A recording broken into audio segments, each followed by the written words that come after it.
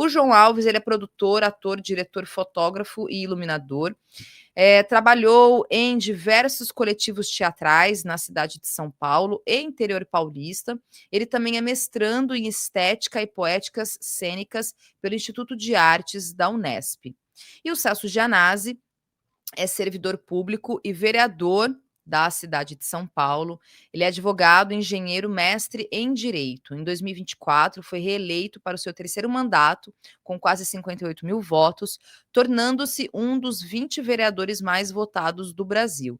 Gianazzi é membro permanente da Comissão de Educação, Cultura e Esportes da Câmara Municipal da cidade de São Paulo. Agora sim, devidamente apresentados, vereador Celso Gianazzi, João Alves, boa noite para vocês. Muito obrigada por atender aqui o meu convite, nossos convites, vir aqui ao Farol Brasil, a cultura brasileira, para conversar conosco. Obrigada, boa noite para vocês. Boa noite, é um prazer estar aqui com vocês.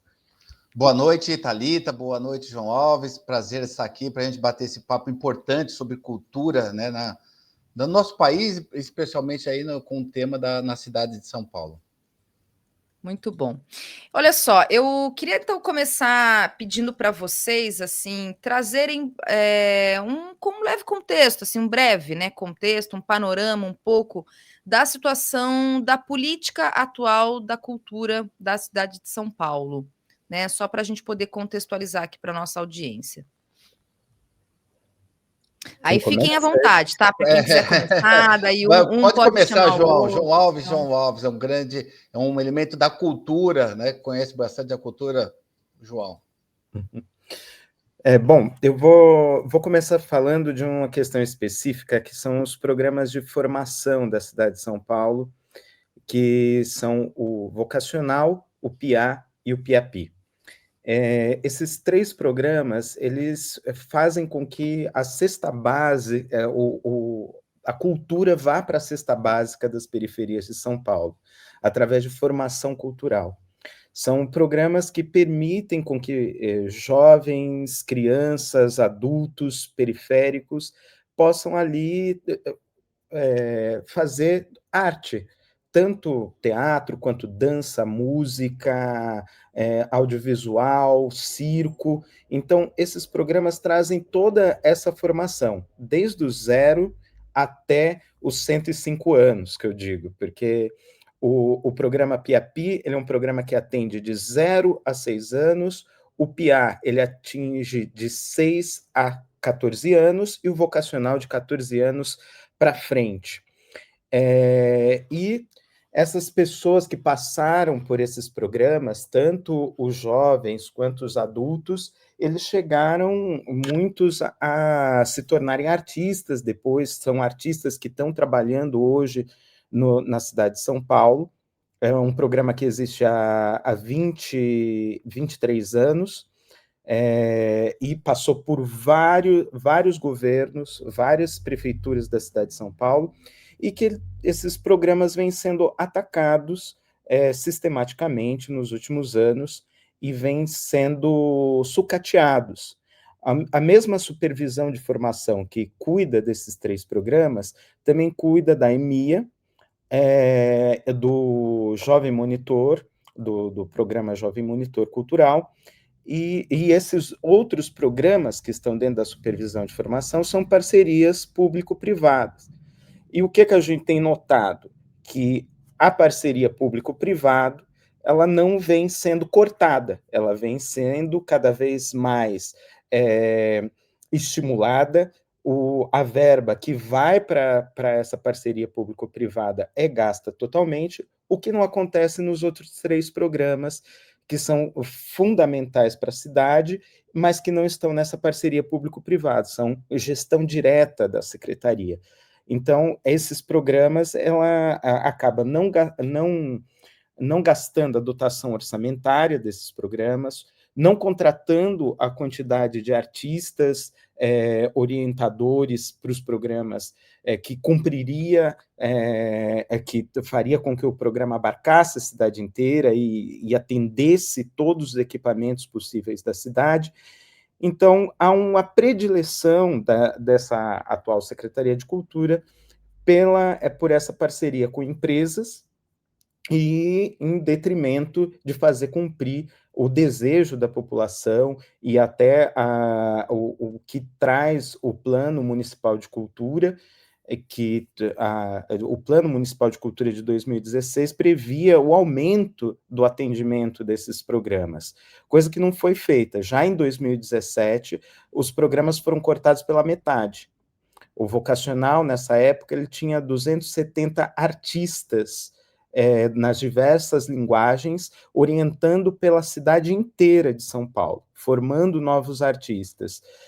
Foi cortado pela metade e, desde então, tem tido um decréscimo. E nos últimos 2 anos, esse decréscimo tem sido, assim, uma coisa estrondosa. Para vocês terem uma ideia, esse programa que teve 250 artistas orientadores, agora contou com 40 na última edição. Uma edição completamente controversa, que eles mudaram a forma de seleção desses artistas, que antes os artistas passavam por além de terem que comprovar a sua experiência artística e educativa, através de documentação, os artistas passavam por entrevistas, que ali via-se a qualificação desses artistas para desempenharem o trabalho, e eles eram ranqueados a partir disso. Esse ano foi dado um sorteio, foi feito um sorteio para a contratação desses artistas orientadores. E assim, a gente tem tentado um diálogo muito forte com a Secretaria de Cultura, indo nas audiências públicas dos programas, falando dos problemas que a gente vê dessa forma de sorteio, da não contratação de todos os artistas, do não empenho da verba destinada para os programas. A gente tem demonstrado isso em todas as oportunidades que a gente tem, tanto nas audiências públicas dos próprios programas, quanto nas audiências públicas da Lei Orçamentária Anual. A gente tem ido e falado sistematicamente de todos esses problemas que a Secretaria vem trazendo para os programas de formação. E entra por um ouvido e sai pelo outro, porque é tudo feito à revelia do desejo e do interesse tanto das pessoas atendidas pelos programas, quanto das pessoas que prestam serviço para a prefeitura dentro dos programas. Então, Agora, João, eu queria só, a partir inclusive de um vídeo seu que você mandou, eu queria até colocar ele aqui, porque é um vídeo curto, mas eu queria que você pudesse explicar o que são esses programas especificamente, né? O que é o PIA, o PIAPI e o vocacional. Mas antes eu queria colocar esse vídeo, porque também você levanta, né, uma crítica, faz uma crítica e de alguma forma você também começa uma explicação, mas até para a gente entender o que são esses programas, né, porque você usa justamente essa expressão, né, que é a cesta básica para a população da cidade de São Paulo, e para as pessoas entenderem a dimensão da importância desses programas culturais. Mas antes eu vou só colocar o vídeo e aí eu te passo a palavra para vocês, tá? Vamos lá. Até se você puder explicar o contexto também desse vídeo depois, deixa eu colocar aqui. Gostaria de dar bom dia à mesa e a todos os presentes aqui e dizer que hoje é o aniversário da secretária Aline Torres e quem ganhou o bolo foi a gente, e também o programa vocacional ganhou um presente, que é um corte de 33,93%. Um programa de formação que é usado muitas vezes como propaganda pela própria secretaria e que recebe esse presente aqui para o próximo ano, justamente no momento em que estamos, depois de 21 anos de existência desse programa, buscando transformá-lo, enfim, numa política pública através da PL 461 de 2016, ou seja, olha quanto tempo estamos lutando com essa PL. Ela foi apresentada a primeira vez pelo gabinete do Maison Duque e agora apresentamos os substitutivos via o gabinete da vereadora Elaine Mineiro e estamos nessa luta junto com o PIA, com o PIAPI, que são os outros 2 programas de formação que Os 3 programas juntos são a maior política pública de formação artística da América Latina e desconfiamos, não temos um estudo acadêmico sobre isso, mas desconfiamos que seja do mundo, porque não existe outro programa desse tipo. Eu costumo dizer, enquanto coordenador artístico pedagógico, que esse é um programa que ele leva a arte e cultura enquanto formação para as cestas básicas das periferias da cidade, porque ele está em todas as regiões, principalmente nos bairros extremos. Parelheiros, Perus, Freguesia do Ó, Campo Limpo, Cidade Tiradentes, Guaianazes, ele está em todos os territórios da cidade. O programa foi diminuído, segundo o Plano Municipal de Cultura, que nunca foi implantado, o programa era para ter, até 2025, um aumento de 250%. Até 2021, era para ter um aumento de 87% de atendimento no programa vocacional. E o que a gente teve em 2016, a gente teve um corte de 50% de contratações e de empenho da verba destinada ao programa, fazendo com que ele diminuísse drasticamente, nunca mais voltasse ao tamanho que era e que não chega nem aos pés do que a proposição para ele nesse momento e no daqui para diante. Portanto, pedimos uma suplementação de pelo menos 3,5 milhões para a gente conseguir fazer com que o programa volte a ser o que ele era antes. E agradeço a todos. Bom, então queria te ouvir a partir, inclusive, desse vídeo, né? Dessas dimensões que você dá para esse programa, né? De ser o programa que, inclusive, tem esse tamanho, né? De ser o maior da América Latina, talvez até do mundo, né? Então, queria te ouvir muito sobre o que são esses programas, especificamente, programas de formação, e aí, né, também para você aproveitar, e até o próprio vereador também, para entender esse diálogo a partir da reivindicação de vocês, como é que isso está sendo travado junto da secretaria e junto também, claro, da prefeitura da cidade de São Paulo. Certo. Tem uma ideia da Marilena Chauí, de cidadania cultural, que ela se coloca num tripé. Lógico que essa ideia vem a partir de vários estudos sobre arte, sobre cultura na sociedade. O tripé seria a produção artística, o fazer artístico, a possibilidade de fruir essa arte, ou seja, de consumir a arte, e a possibilidade de se tornar também um fazedor daquela arte. A possibilidade de você ter uma formação artística.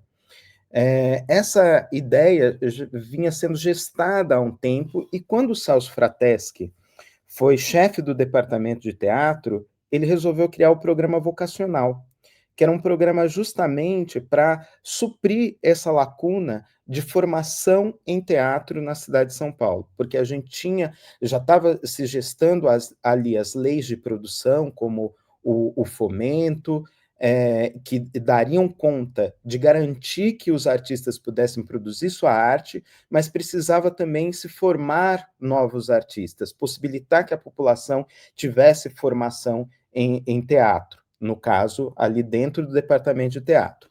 E também se criou um outro programa nessa época, que era o programa de formação de público, que era justamente para ajudar nesse tripé, porque não adianta ter novos artistas formados, não adianta ter novos espetáculos sendo oferecidos e não ter o público para esses espetáculos. Isso deu tão certo dentro do departamento de teatro, que depois, quando o Celso Frateschi vai ser secretário de Cultura logo em seguida, isso é espraiado para a cidade dentro das outras linguagens. E daí vem o vocacional dança, o vocacional música, para trazer formação artística nessas artes também dentro dessas outras linguagens. E isso vai dando certo, o que veio a criar outros vocacionais, como o vocacional literatura, o vocacional circo, o vocacional audiovisual. Teve até uma época que teve vocacional artes integradas, que era para integrar as artes. Quando esses programas dão certo, se percebe uma coisa: bom, temos que pensar também na infância, porque o programa vocacional atendia a partir de 14 anos até a terceira idade. Então, precisamos pensar também na infância. E foi criado o programa PIA, que era um programa de formação artística, ali para trazer a introdução às artes para uma faixa etária de 6 a 13 anos. Já era como se fosse uma preparação para o vocacional. Muitas crianças começaram no PIA, depois ficaram no vocacional. E mais para frente, recentemente, há pouco tempo, foi criado o PIAPI, que é um programa para primeiríssima infância, e que é um programa que não atende só a criança que está ali na faixa etária de 0 a 6 anos, mas atende também os familiares que vão junto para ter experiências artísticas ali, e pedagógicas junto com os seus filhos. Então, se faz uma integração entre a criança, a família e a arte ali na cidade. Esses programas, eles têm esse caráter formativo, eles têm esse caráter de dialogar com outros programas da cidade de São Paulo, e tendo as três coisas funcionando junto, tanto a produção artística quanto a formação artística, e tendo ali uma preocupação em construir um público para a produção, a gente tem uma base cultural para a cidade fortíssima. Né? Então, essa é a ideia que é trazida pelos programas de formação.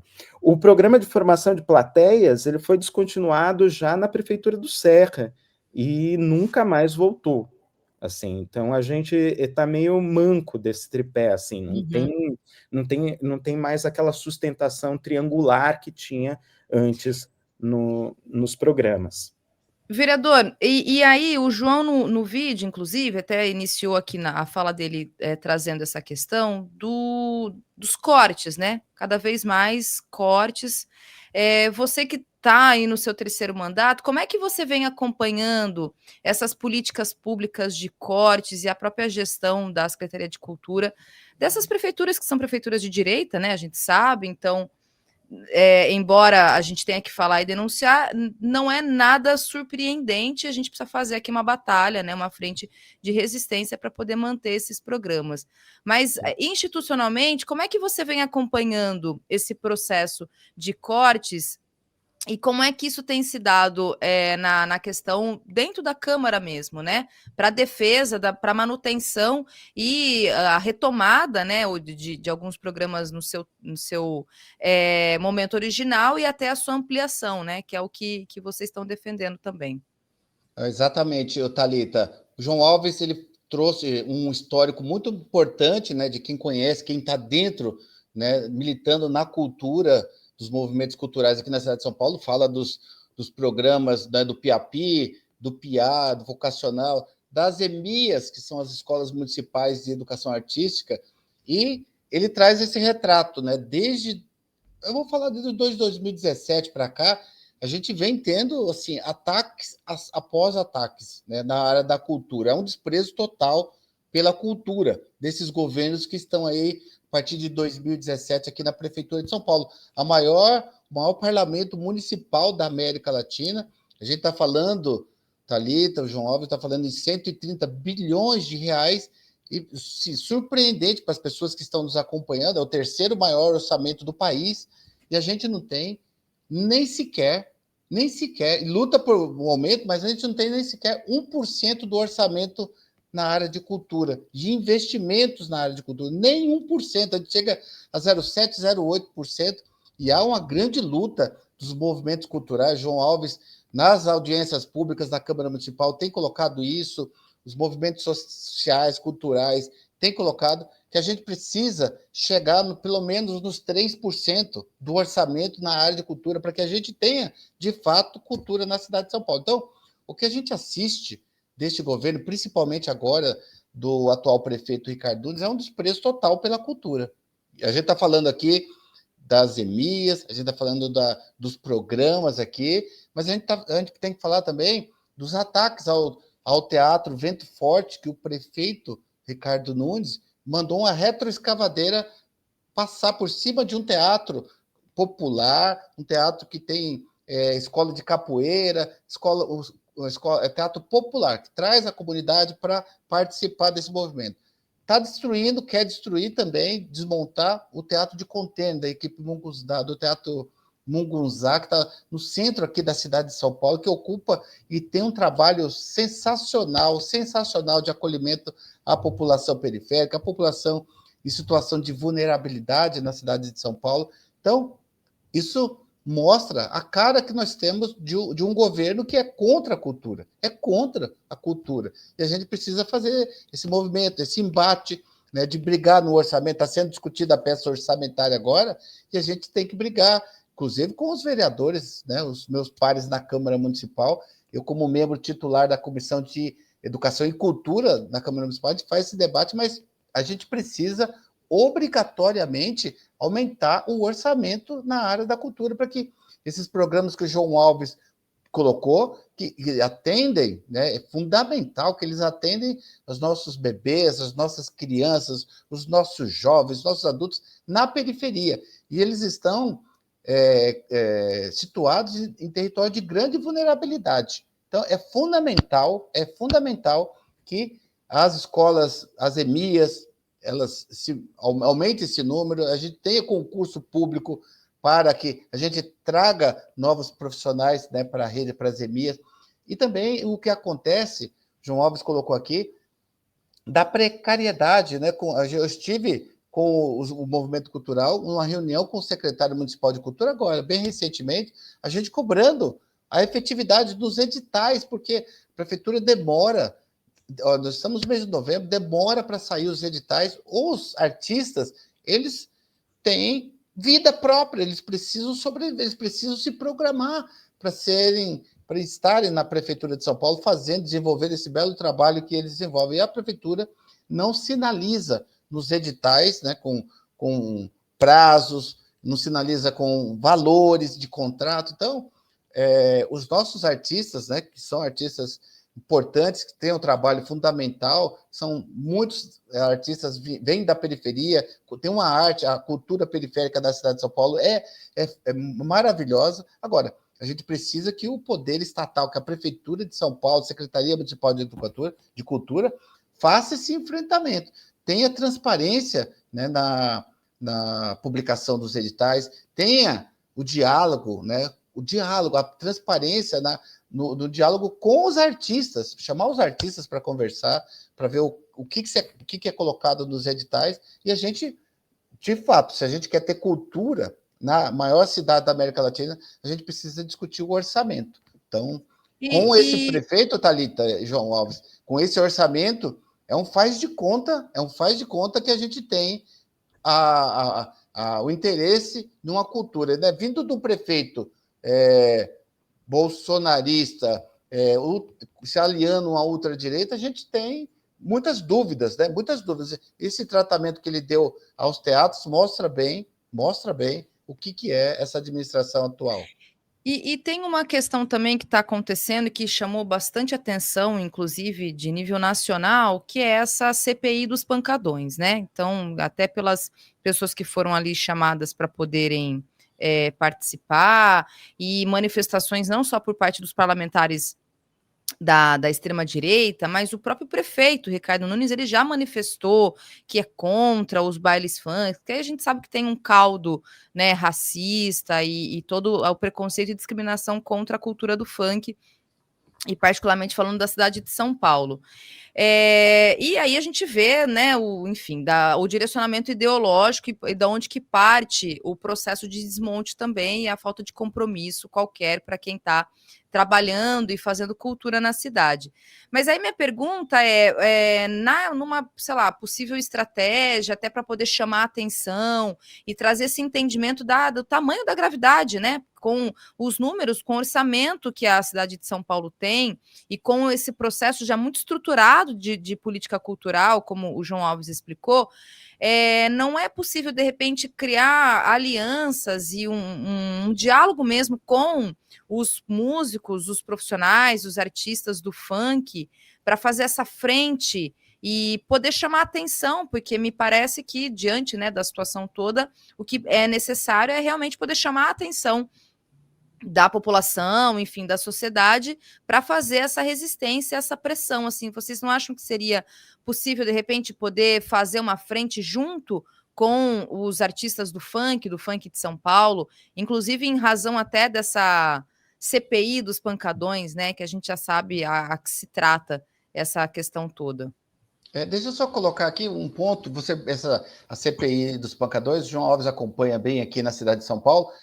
Thalita, ela é enviesada mesmo, esse cunho que você colocou racista é predominante na CPI e ele ataca principalmente a cultura da periferia da cidade de São Paulo. Porque, veja bem, o prefeito Ricardo Nunes, ele privatizou, por exemplo, o Vale do Anhangabaú, o espaço que era importante aqui no município, no centro da cidade de São Paulo, ele privatizou e lá ocorrem shows, né, de um barulho assustador. A população que mora em torno ali do Vale do Anhangabaú, ela sofre assim rotineiramente, cotidianamente com o som excessivo. O prefeito Ricardo Nunes, para esses shows privados, né, no centro da cidade de São Paulo, inclusive, ele fez uma alteração na legislação, a gente entrou com ação direta de constitucionalidade para derrubar, tirando o limite do barulho. Então, pode fazer barulho à vontade, no centro privado, né, um evento privado. Agora, para a periferia, aí ele quer ser o tigrão, né? Quer ir lá,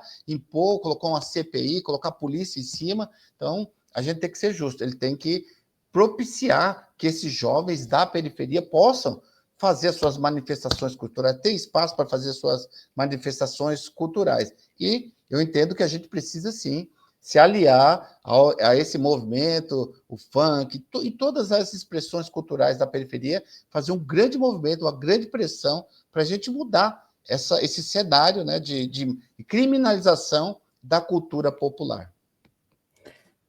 Fazendo coro ao que o vereador traz, né, esses artistas periféricos, tanto do funk quanto do hip hop, eles estão dentro do programa. São artistas orientadores do programa, são artistas vocacionados dentro do programa vocacional. Há um tempo atrás, teve um jovem que hoje é um dançarino incrível, que estava no vocacional naquela época, estava saindo do vocacional, que ele foi num programa de dança. E ele é um jovem do street dance, do hip hop, e ele misturou o Lago do Cisne com o hip hop nesse programa de dança, numa rede enorme na TV, e foi uma coisa incrível. Foi justamente porque esse jovem periférico pôde ter acesso e condições de manter a sua manifestação artística local e dialogar ela com outras formas de arte dentro de programas de formação como o vocacional, que ele pôde fazer uma apresentação daquela que encantou e continua encantando, porque qualquer um que procura no YouTube essa dança que ele fez nesse programa vai ver o quanto aquilo é belíssimo e o quanto aquilo une as manifestações populares artísticas da cidade e une também uma história da arte da história da humanidade. Então, é essa possibilidade de novas construções a partir do funk que a prefeitura está perdendo, novas construções a partir do hip hop, novas construções a partir do teatro de rua, do teatro de feira, que podem ali dialogar com outras artes e se tornarem coisas belíssimas. Mas é isso, é justamente criminaliza-se as bordas da cidade e dá-se preferência a artistas multimilionários que recebem dinheiro da prefeitura, do estado e da federação via alguns legisladores de forma assim... Emendas, né?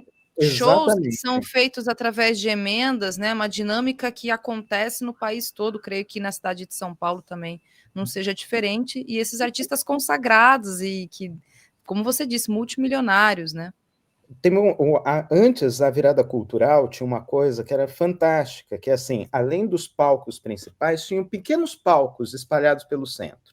E nesses pequenos palcos espalhados pelo centro, normalmente era a oportunidade para artistas da cidade, artistas que estavam começando. Nos grandes palcos também tinha artistas da cidade. Nas últimas viradas culturais, eu não vi isso acontecer. E sendo que parte do dinheiro, do dinheiro que a gente solicitou o ano passado na LOA para os programas de formação, já em fevereiro foi tirado 1 milhão e tanto do programa vocacional. Quando foi perguntado, não, é para uma readequação aqui na virada cultural, mas esse dinheiro vai voltar. O dinheiro foi e a gente não viu ele voltando. E isso tem acontecido sistematicamente dentro das rubricas da prefeitura. Há um desvio ali desse dinheiro para outros eventos, para esses grandes eventos, enquanto os eventos que são ali dos artistas da cidade, que têm toda esse diálogo com a periferia, são deixados de lado, não tem dinheiro para isso. Não, a gente empurra por orçamento do próximo ano e onera a possibilidade de mais artistas serem contemplados por editais. O edital do programa vocacional, para a edição que está vigente agora, ele demorou meses para sair. Meses. Era para uma contratação ter juntado na outra. E isso não aconteceu. Por quê? Demorou meses para esse edital sair. Quando ele saiu, demorou meses para a contratação. Começou há 2 meses atrás, e daí eles suspenderam o edital. Daí quando a gente pergunta, mas por que suspendeu o edital? Tem o dinheiro da lei orçamentária lá destinado para os programas. Tem artistas credenciados para serem contratados. Por que suspender? Ah, não, a gente vai ter que trocar de plataforma. E a gente vai abrir outro edital para contratação. Então, um edital que era para ter 12 meses de contratação acabou tendo 4.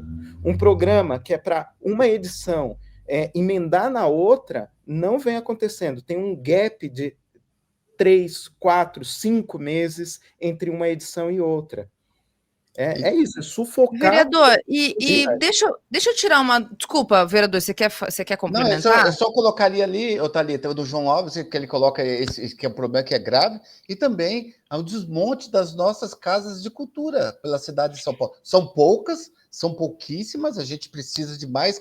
A gente defende lá uma casa de cultura para cada subdistrito, no mínimo, né, para essa efervescência cultural que a gente tem na cidade de São Paulo, produção cultural periférica, que é intensa. Então, a gente precisa das casas de cultura e aí esse desmonte. E nos programas que o João Alves falou, a gente está vendo lá, na conversa na reunião que nós tivemos com o secretário, nós levamos essa preocupação, porque você aumenta o número de crianças por educador e diminui o número de educadores, de professores nesses programas. Ou seja, você precariza, você desmonta todos esses programas maravilhosos que a gente tem. Então, e a Secretaria Municipal de Cultura já não é de agora, já de um tempo, ela não tem capacidade operacional. E eles não fazem nenhum movimento para ter concurso público na Secretaria Municipal de Cultura, para que a gente tenha pessoas operacionais para dar conta dos recursos que chegam para operacionalizar esses programas tão importantes para a cultura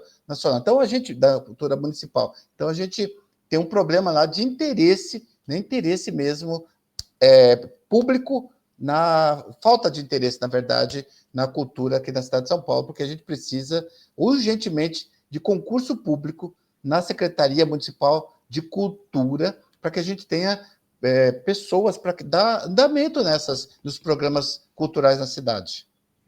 Aqui o Bosque do Jatobá até está dizendo, faço uma pergunta, falando para mim, né? Faço uma pergunta sobre a atual situação do programa Cultura Viva e também do projeto de pontos de cultura, que é isso, né, vereador, que você até trouxe sobre a questão dos pontos de cultura. Este programa Cultura Viva, especificamente, se saberiam trazer informações da atual situação desse programa Cultura Viva?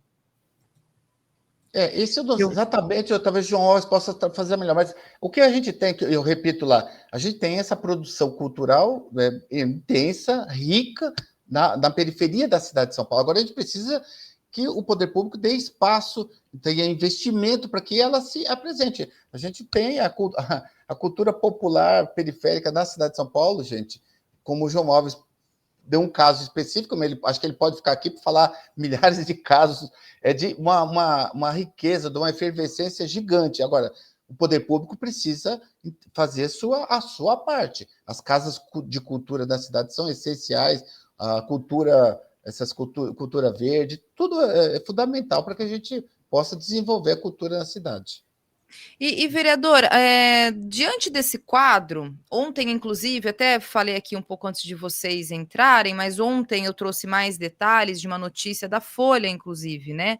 Trazendo a informação de que os trabalhadores da cultura, os músicos, enfim, eles acionaram o Ministério Público de São Paulo para justamente investigar a gestão da autarquia que toma conta do municipal, né, do Teatro Municipal. Quer dizer, então é mais um adendo aí, né, mais uma situação que vive a questão geral da gestão da cultura por parte do prefeito Ricardo Nunes. Diante desse quadro, vereadora, minha pergunta é: existe uma possibilidade, eu não sei se vocês já articularam ali dentro da Câmara, de se criar uma CPI para investigar a gestão da cultura na cidade de São Paulo?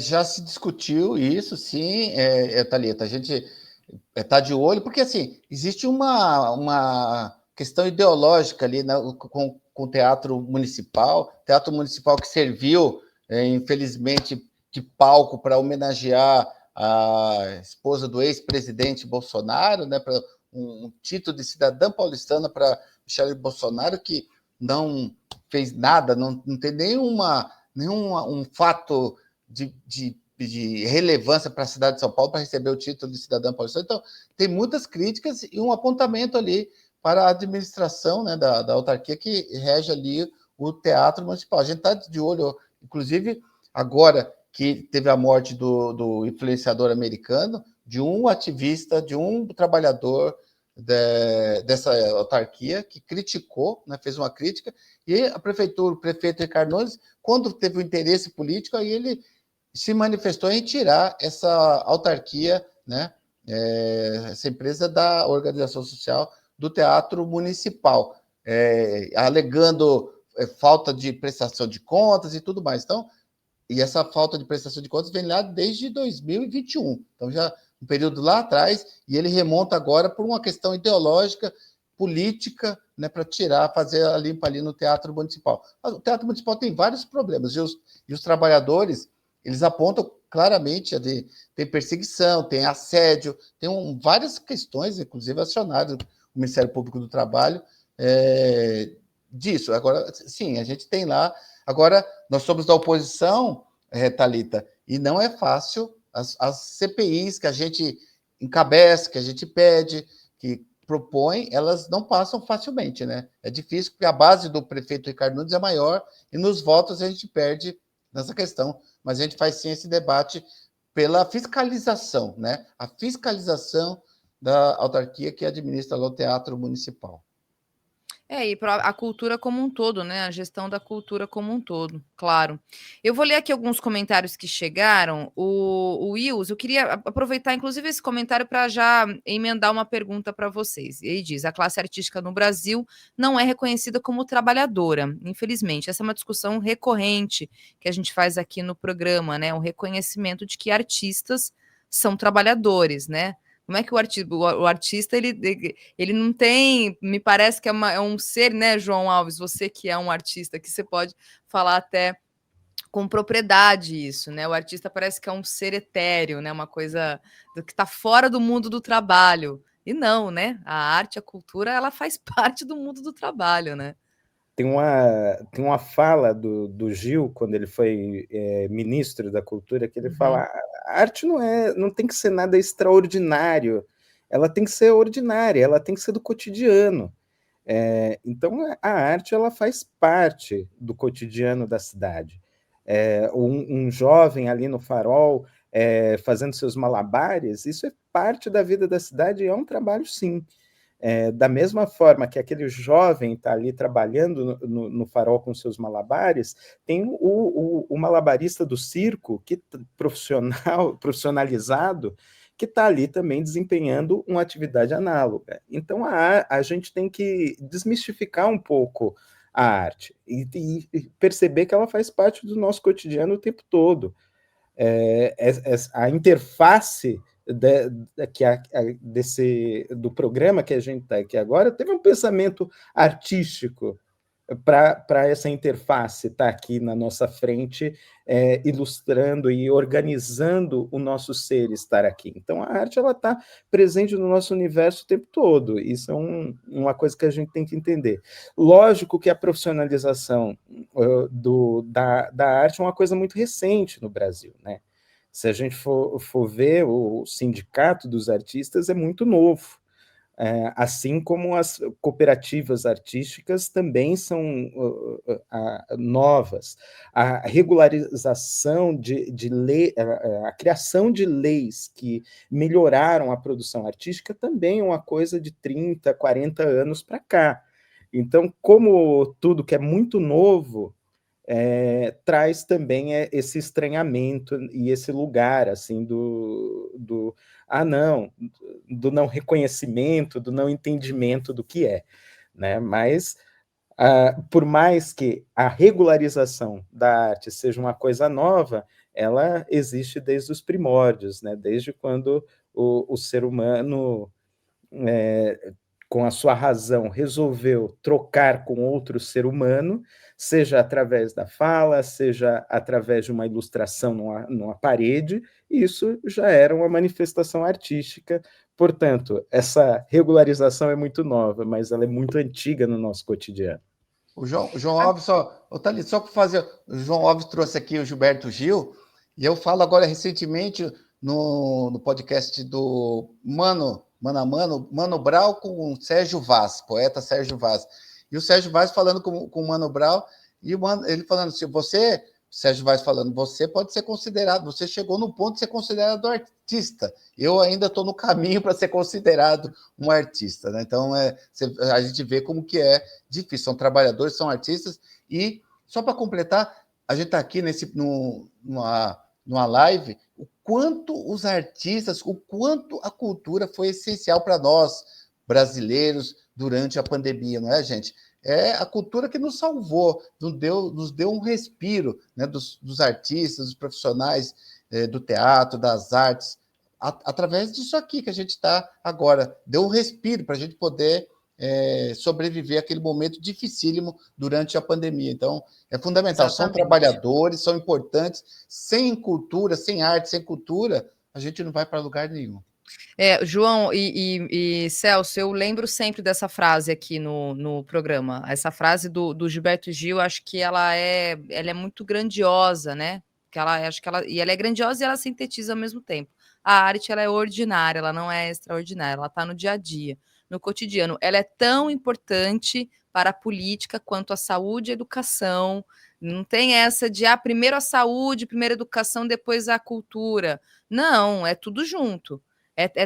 Na minha avaliação, pelo menos ela está equiparada. Saúde, educação, essa ideia de que não, olha, eu vou tirar aqui a verba da cultura porque preciso construir o hospital, porque preciso pôr para a saúde. Quem defende isso é gente hipócrita, porque tem verba para o hospital e tem verba para a cultura também, tem verba para tudo. Quem tem esse tipo de posicionamento político está, no mínimo, mentindo, né, vereador? Você aqui que pode falar isso com propriedade, inclusive. Então, essa certeza. Ideia de que a cultura está num patamar abaixo de saúde e educação, até porque cultura também é saúde, cultura também é educação. São essas coisas que andam juntas, né? Então, não dá para dissociar essas coisas todas. Isso é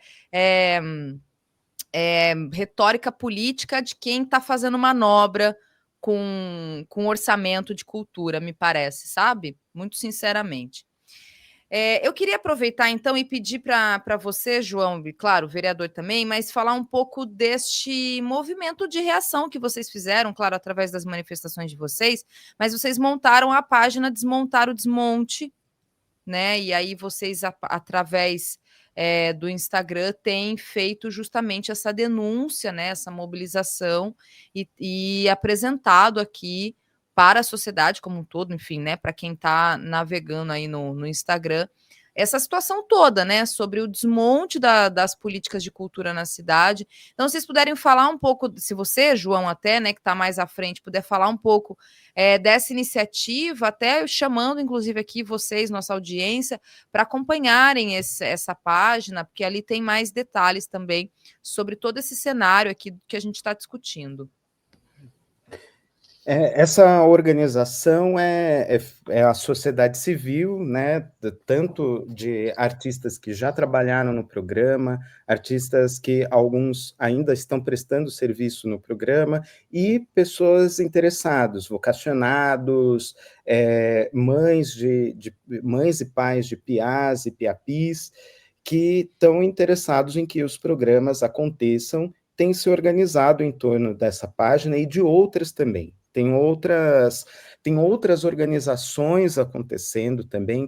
As mães de piás e piapis têm se reunido para discutir essa descontinuidade dos programas e têm colaborado também nessa página Desmontar o Desmonte. Então, a gente tem várias frentes de reação a isso que vem acontecendo, porque os programas eles existem porque existe uma demanda social que necessita por eles.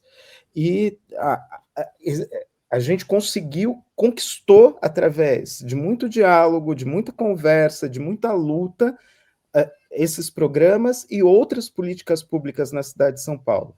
E a gente quer o mínimo da prefeitura, a gente quer o mínimo da Secretaria de Cultura, a gente quer que esses programas sejam continuados, que o dinheiro que é pensado para manutenção desses programas na LOA seja gasto com esses programas, não seja desviado para outros interesses propagandísticos da prefeitura.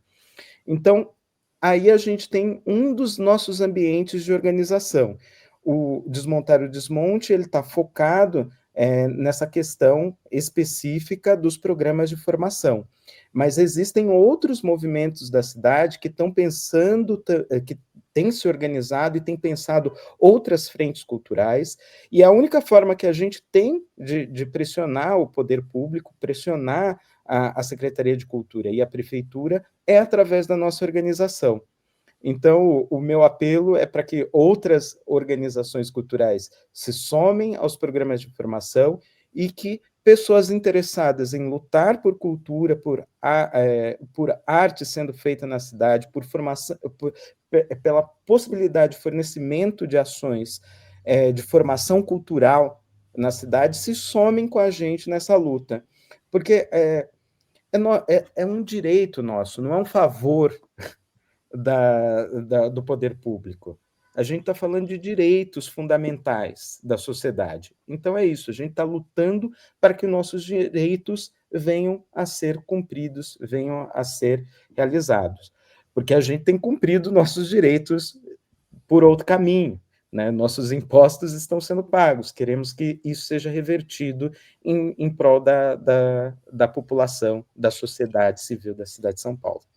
E vocês saberiam dizer, quantificar, na verdade, o número de profissionais envolvidos nesses programas todos e também o número de pessoas que têm acesso, né, que são atingidas diretamente. Atingidas, eu falo que têm acesso a esses programas, assim, para a gente ter uma dimensão. Vocês sabem dizer o número, até em termos de defasagem, né, como vocês trouxeram também, porque no processo de desmonte há também muitas áreas que têm um número menor do que deveria ter de profissionais, né?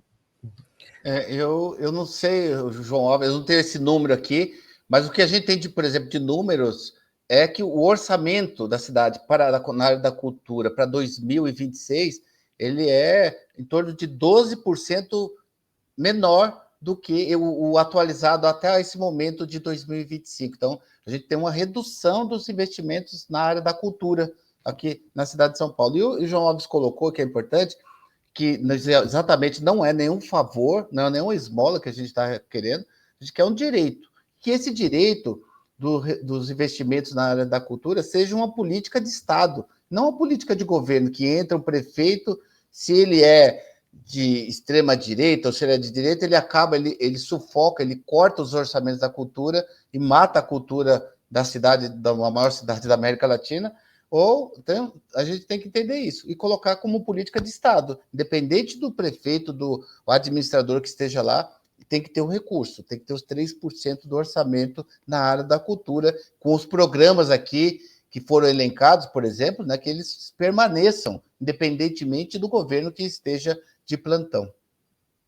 Eu vou falar de um estudo do vocacional, que é o programa que eu mais entendo, porque eu fui tanto artista orientador do programa, quanto articulador de território, quanto coordenador artístico-pedagógico do programa. Então, eu passei por todas as fases dele, e durante anos, também desde 2013, eu trabalhei no vocacional em diversos momentos diferentes. Em 2016, o programa vocacional contava com 250 artistas orientadores, entre artistas orientadores, coordenadores e articuladores de território. Eram 250 artistas contratados. Hoje, nós temos 40 artistas contratados só. Em 2016, o programa vocacional ele atendia em torno de 5.000 a 6.000 vocacionados na cidade de São Paulo como um todo. Hoje, fazendo uma conta por baixo, pensando que desses 40 contratados, 36, 37 são artistas orientadores e os outros estão na função de coordenação e de articulação, tem em torno de 1.800 pessoas atendidas só, da possibilidade de 5.000. Sendo que no Plano Municipal de Cultura, esse número de 2016, de 5.000 atendidos, a previsão era que teria que chegar a 240% mais de atendidos. Isso chegaria ao número de 15.000 pessoas atendidas, quase 15.000 pessoas atendidas na cidade de São Paulo. Esse era o desejo que a gente tinha lá em 2016, mas que foi sucateado sistematicamente nas gestões dos prefeitos que se seguiram de 2017 até agora e nos secretários de cultura que passaram ali pelo gabinete da SMC. São prefeitos inimigos da cultura, né? Não só para com a população, mas também com os trabalhadores de cultura, porque deixa de contratar, quer dizer, são trabalhadores que deixam de ter trabalho, deixa de ter a contratação através de concurso público, né, João? Como você também mencionou, que está defasado, não só a secretaria, como os programas também. Então, são inimigos da cultura, são prefeitos que, de fato, não têm compromisso nenhum. E aqui eu vou ler, então, alguns comentários também que foram chegando. O Márcio Gionário dizendo: o Celso Gianazzi sempre na luta pela educação e pela cultura. Também aqui o Bosque do Jatobá falando: a galera do Islã não pode fazer os encontros em lugar nenhum. E aí tem um outro comentário aqui também que ele fala sobre as áreas verdes, né? As áreas verdes como bosques que servem para encontros culturais também estão sendo destruídos. Então, e também estão sendo privatizados, estão sendo usados para eventos de empresas. Teve um parque aqui na cidade de São Paulo que foi cedido para um evento de bets, e bem na época que estava tendo a CPI das bets. Foi uma coisa horrorosa, assim. E quando você ia para o evento, num parque público, daí você chegava, tinha uma catraca em que você tinha que fornecer seus dados para uma empresa de bets, que a gente não sabe como ia usar esses dados para poder acessar o parque público. Os parques, a privatização está em nível acelerado aqui dos parques, né? Obviamente, como João Alves colocou aqui, que é inaceitável, é inadmissível, né, que o espaço público seja cedido à iniciativa privada. Eu citei lá o o Vale do Anhangabaú, que é um espaço público, e ali as pessoas têm que pagar para entrar naqueles shows, que é um show ali, nos parques também, o Parque Ibirapuera, o parque aqui da Água Branca, as empresas tomando conta e tirando o espaço público de apresentação cultural e de tudo mais. Nós tínhamos aqui, no passado, grandes apresentações de grandes artistas, por exemplo, no Parque do Ibirapuera, na Praça da Paz, gratuito, shows que a população de toda a cidade de São Paulo, da periferia, ia e assistia. Hoje não. Hoje, para você assistir um show no Parque do Ibirapuera, que está privatizado, tem que pagar, e pagar muito caro, porque a população periférica ela é excluída desses shows, desses eventos culturais, por conta da privatização. Horrível, muito ruim. Aqui também a Lúcia Machado, é um absurdo o que fizeram com os programas culturais que atendem a periferia. E aí ela complementa, agora só colocam verba no PJMC. Não sei o que seria essa sigla, mas ela diz, para sobrecarregar os jovens... É o Programa Jovem Monitor Cultural. É um programa que...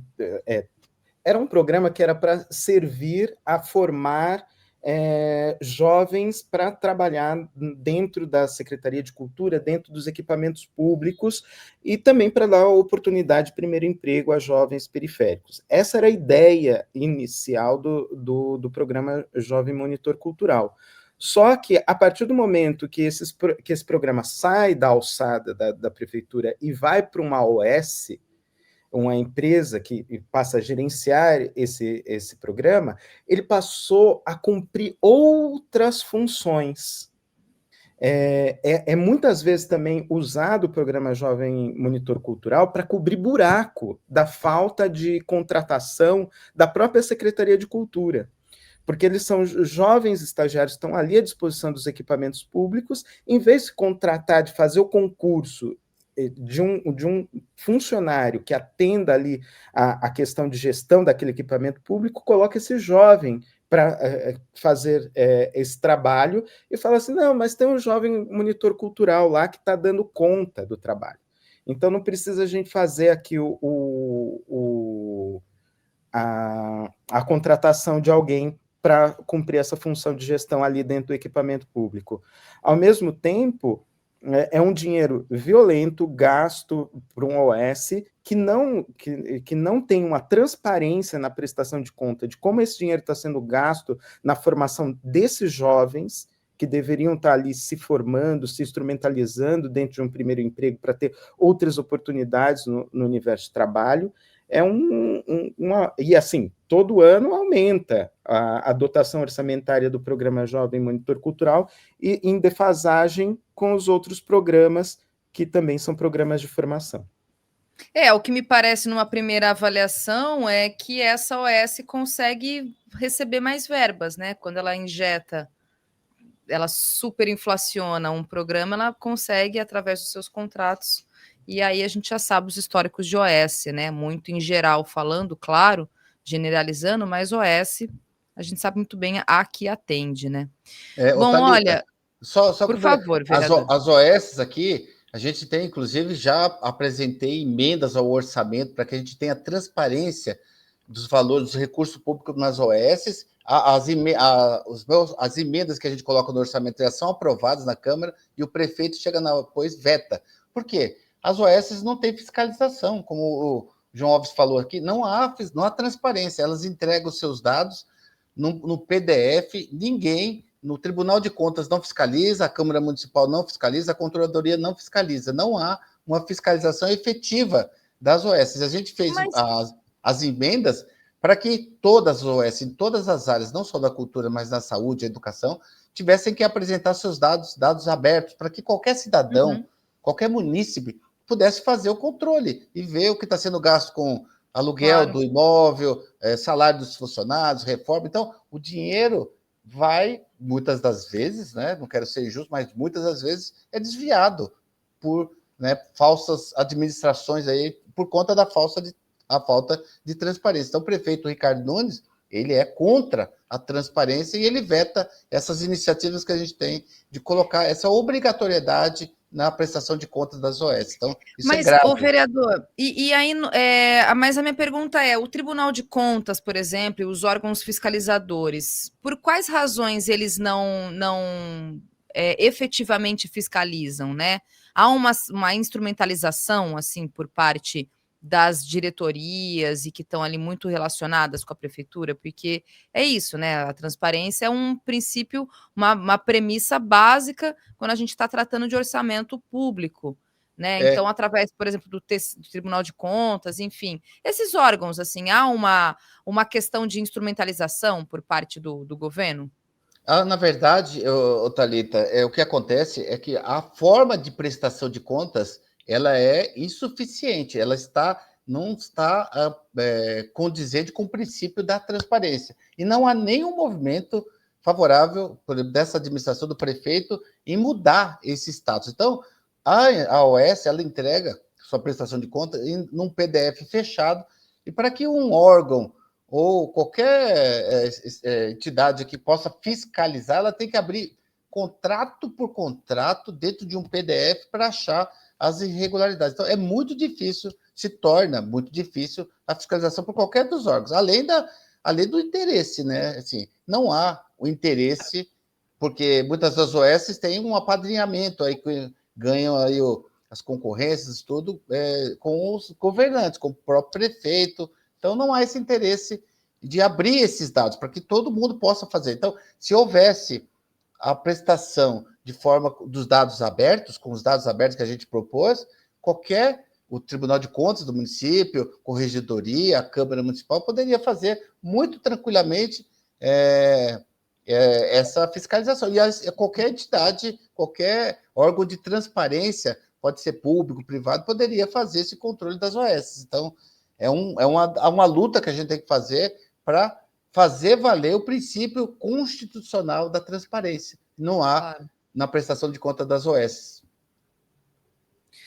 Tá bem. Olha, vereador Celso Gianazzi, João Alves, agradeço muito vocês de virem aqui, se disponibilizarem a conversar conosco, trazer um pouco, né, do cenário da cultura na cidade de São Paulo, né, que, enfim, com a grandeza que tem, com os orçamentos que tem e com a trajetória, né, através dos programas, como vocês trouxeram aqui, mas que está nesse processo, né, em razão justamente de uma gestão de um prefeito de extrema-direita. Então, lamentavelmente, o obscurantismo vem junto, acompanha. Então, agradeço de virem aqui e dizer que o espaço está aberto, Cultura Brasileira, o Farol Brasil, para vocês voltarem, para a gente poder trazer atualizações, novas informações a respeito dessa resistência, né, dessa frente de resistência que vocês estão fazendo para poder manter esse direito constitucional, inclusive, que é o direito à cultura, né, inclusive manter a integridade, né, dos trabalhadores e trabalhadoras da cultura também, que é super importante. Então, muito obrigada e mais uma vez deixo aqui o espaço em aberto para vocês voltarem. Boa noite para vocês. Valeu. Boa noite, Thalita. Boa noite, João Alves. Boa noite, Celso. Boa noite, Thalita. Muito obrigado e insisto em convidar todos a virem somar com a gente nessa luta, porque cultura não é favor, é direito. É isso. Tchau, tchau, gente. Boa noite para vocês. Tchau, boa noite. Tchau, tchau. Tchau, tchau.